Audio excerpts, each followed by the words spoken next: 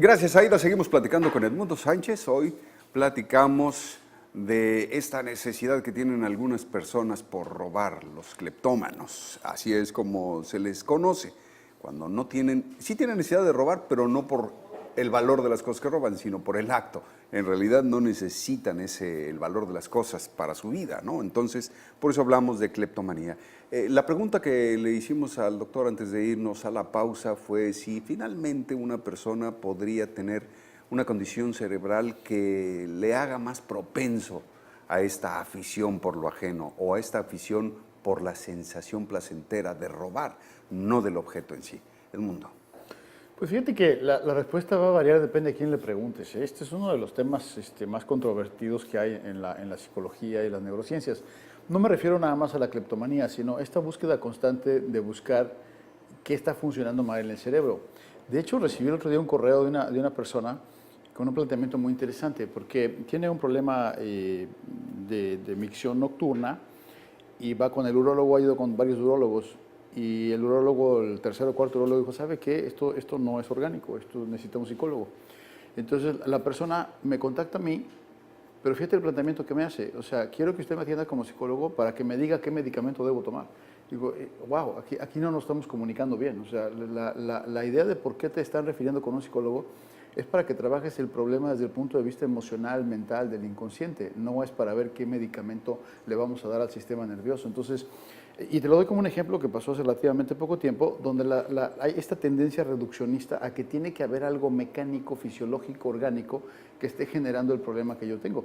Y los problemas mentales, en su gran mayoría, no tienen un origen. Tienen un trastorno, pero no un origen. No sé si estoy siendo claro, porque es un poco huevo y gallina. O sea, tú tienes un trastorno mental lo suficientemente prolongado como la depresión, le cambias la química al cerebro. Pero eso no quiere decir que la depresión en su origen haya sido en la química cerebral. Muchas veces cuando la depresión es tan profunda, la única salida que queda es el medicamento para poder medio recomponer la química cerebral, pero no a largo plazo, porque entonces generas una persona adicta a un antidepresivo. Y en Estados Unidos la cantidad de antidepresivos que se consumen al año es realmente alarmante. El antidepresivo debe ser, en la mayoría de los casos, un medicamento paliativo, un medicamento de apoyo, algo que se utiliza un mes, 3 meses, 6 meses, no más, tal vez un año, en casos muy extremos. Pero hay gente que lleva 3, 4 años enganchado a un antidepresivo y no lo piensa dejar en toda su vida. Entonces, eso es un planteamiento muy, muy peligroso. Específicamente en el caso de la cleptomanía, hasta donde yo he leído, las investigaciones que he leído, no se han encontrado trazos definitivos de que puede existir un patrón biomecánico, orgánico, bioquímico en el cerebro. Sí existen, como te digo, el efecto huevo-gallina, es decir, sin lugar a dudas que el cerebro de un cleptómano debe tener características funcionales diferentes a la de una persona que no es. Pero eso nos pasa a todos, o sea, la persona que se hace la víctima todos los días tiene un funcionamiento cerebral orgánico diferente, ¿no? Entonces, eso no nos sirve como evidencia. Ahora, lo que sí sabemos también, y hablando de términos generales, es que de pronto, pues mucho de lo que vivimos y cómo reaccionamos y lo que somos y la personalidad que tenemos, pues tiene esas dos nutrientes, ¿no? O sea, hay un factor psicoambiental en el que la familia, la cultura, las costumbres, los valores van moldeando quién eres, pero también hay cosas que vienen de origen en el disco duro, en la misma biología de la vida. Y creo que alguna vez lo he mencionado. Hay investigaciones, por ejemplo, con hermanos idénticos al nacimiento. Son investigaciones muy interesantes porque el gemelo idéntico, lo que llamamos nosotros el univitelino, porque hay gemelos que no son idénticos, que es lo que la gente llama los cuates, que son siempre del mismo sexo porque es un ser humano que se duplicó, es como una fotocopia, es como un clon. Entonces los gemelos idénticos son el mismo ser humano duplicado, es como una fotocopia, perdóname la expresión. Entonces, orgánicamente, biogenéticamente tienen el mismo material, o sea, el contenido genético es el mismo. Y es muy interesante porque en esas investigaciones de gemelos idénticos separados al nacimiento, no compartieron la misma casa, no tienen los mismos padres, no pasan a veces de una cultura diferente, y los van y los estudian a los 20, a los 30, 40 años, y realmente es increíble, o sea, te sorprende saber que hay cosas que hacen exactamente igual, que tienen ideas idénticas, que tienen costumbres idénticas. Entonces, bueno, yo creo que hay algo que definitivamente viene de origen, viene cargado en el disco duro, y hay algo que nos vamos aclimatando, por llamarle de alguna manera, a lo largo de la vida. Sí, sin lugar a dudas. Yo creo que pues, la mente, como el resto del cuerpo, es susceptible a ciertos reajustes o mutaciones, ¿no?, durante el mismo proceso de desarrollo del ser humano que le van haciendo más propenso a ciertas cosas. En este caso, y hablando de la conducta cerebral, veo o siento que tal vez es la parte en donde podemos resistirnos más.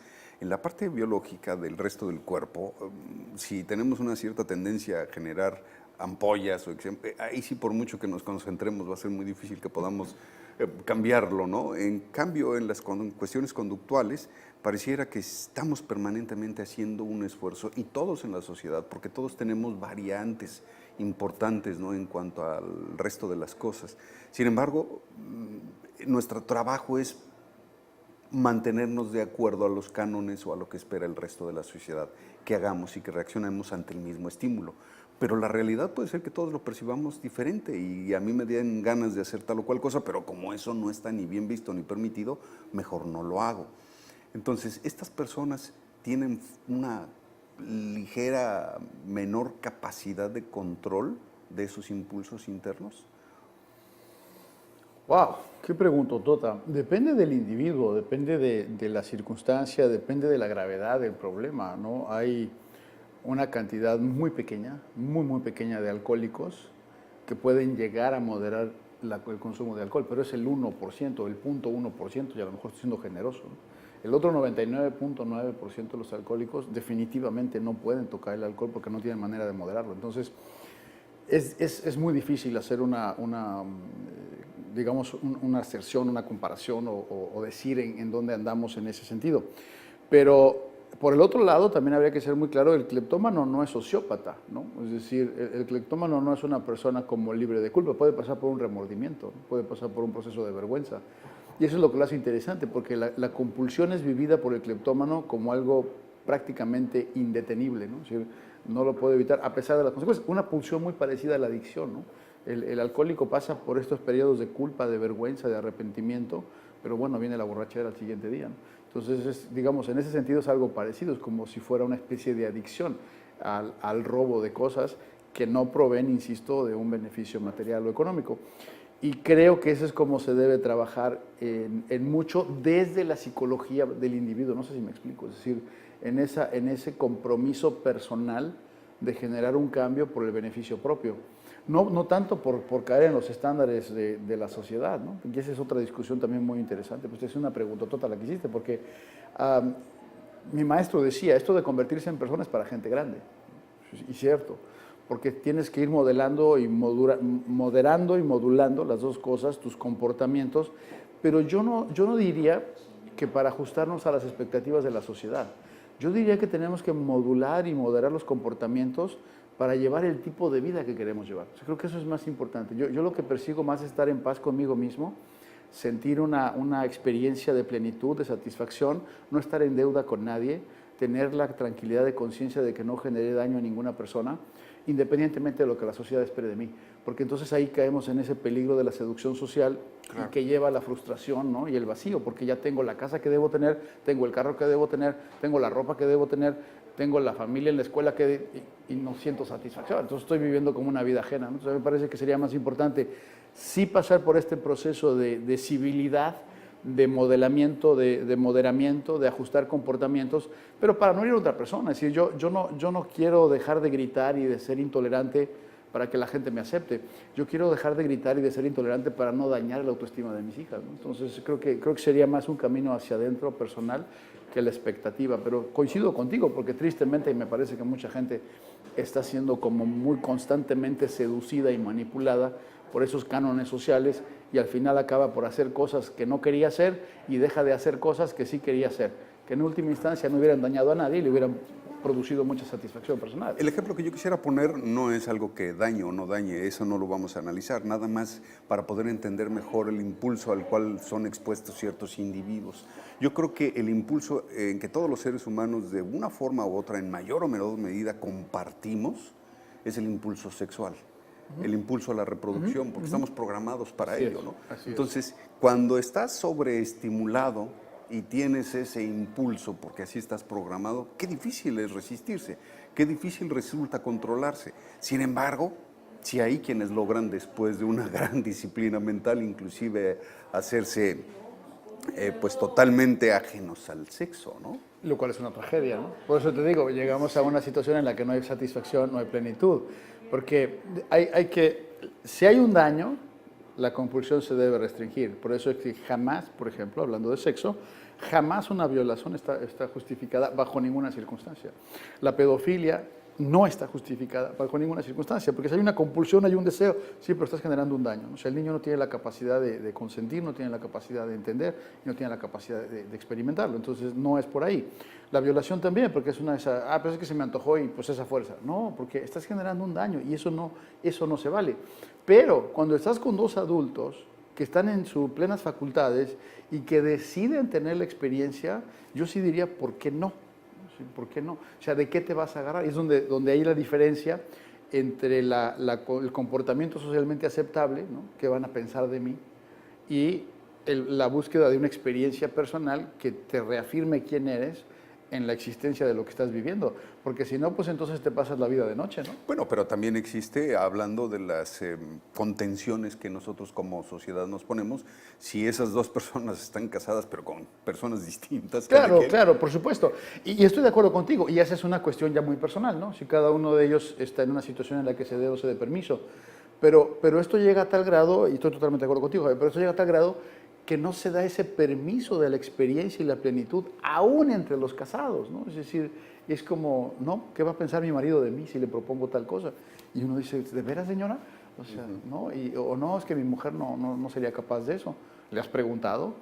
No, me da pena. Entonces, yo me voy más a eso, ¿no? Al realmente la contención basada en una moralidad muy superficial que evita que venga la experiencia y la plenitud, ¿no? Eso de lo que tú hablas está en medio, ¿no? Que es como el lineamiento moral, y eso es al que se suscribe cada quien, ¿no? O sea, yo decido vivir de esta manera mi vida, decido ser fiel o decido no ser fiel, o decido no generar un caos en mi relación. Eso es una cosa muy personal y muy respetable de cada quien. Pero yo hablaba de esta limitación absurda, ¿no? Donde el lineamiento moral impide que haya una plenitud inclusive entre esposo y esposa, ¿no? Sí, claro. Y esto lo podemos extender hablando de estos impulsos, una mentalidad que se permite navegar entre pensamientos estimulantes, sí, claro, imágenes creativas, o aquel que tiene pensamientos que lo restringen y que lo canalizan por otro lado. A final de cuentas, el mismo estímulo puede convertirse en algo insostenible para una persona que se dedique a pensar de tal manera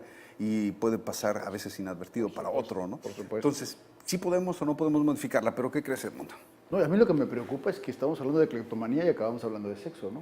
Eso me preocupa mucho. Era únicamente al final un ejemplo, ¿no? de los sí, impulsos por supuesto, del impulso, ¿no? Entonces, era broma. Pero sí, por supuesto, al final es el impulso que está ahí y que tú decides cómo lo moderas y lo puedes controlar, independientemente de que esté ahí. Es decir, porque el impulso, y esto para aclarar que tu comparación es válida, en el impulso del cleptómano de tomar el objeto, pues puede ser, aunque puede ser diferente, pero parecido o comparable al impulso que tengo yo de irle a tocar a una mujer una parte que me resulta atractiva, ¿no? Entonces, claro. Sí, pero pues no lo voy a estar tocando a todo el mundo conforme voy caminando en la calle. Entonces, tiene que haber esa restricción de un comportamiento que a lo mejor sea más adecuado, y lo que tú hablabas de la sociedad y demás. Totalmente de acuerdo. Qué impresionante. Pues es muy complicado, y aunque ahora nos dieron 2 segmentos, no nos alcanzó el tiempo tampoco. De todas maneras. Nos das tus números de contacto, Edmundo, Con mucho gusto. Me pueden encontrar en el 619-618-2864, el teléfono de San Diego.